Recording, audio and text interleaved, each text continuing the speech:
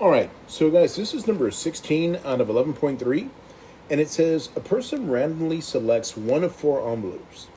Each envelope contains a check that the person gets to keep.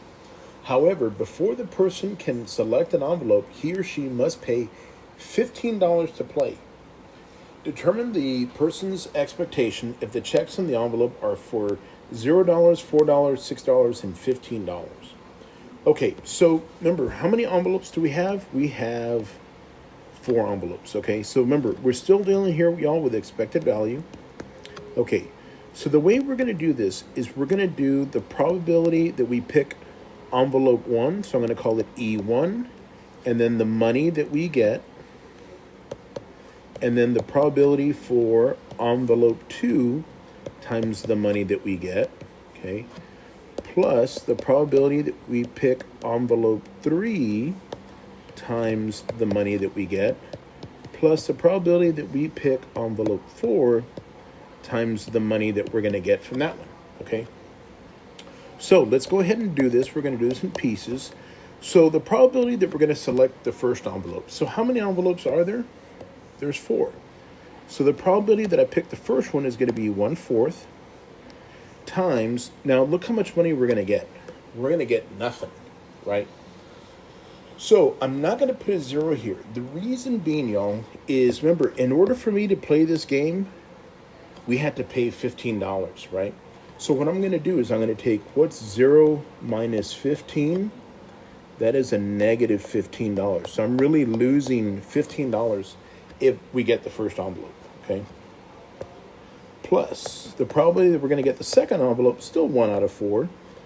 We're going to win $4, but remember, we had to pay $15 just to play the game, right? So we're really going to lose $11, right? Okay. And then the third envelope, still 1 out of 4. The third envelope, we're going to get $6, but again, since we were paying $15, now we're going to lose $9, okay? And then the last envelope is, we win $15, but since we paid $15 to begin with, we actually don't win anything, do we? Okay. So now, again, y'all, one of the reasons why I do it this way is because I'm going to have a common denominator, right? Okay, so let's do it like this. I'm going to write one big fraction with 1 on the bottom. And I'm going to start multiplying. 1 times negative 15 is a negative 15. 1 times negative 11 is a minus 11. 1 times a minus 9 is a minus 9. And 1 times 0, doesn't really matter if I put plus or minus because it's 0, right? Alrighty. So now let's go ahead and start combining these guys here. So if I combine these, that's minus 20. And minus 15 is a minus 35. All over 4. Okay, let me take my calculator. Oh, where's my calculator? There we go. Negative 35 divided by 4. And let's make that into a decimal. So we're going to lose $8.75. Negative 8.75.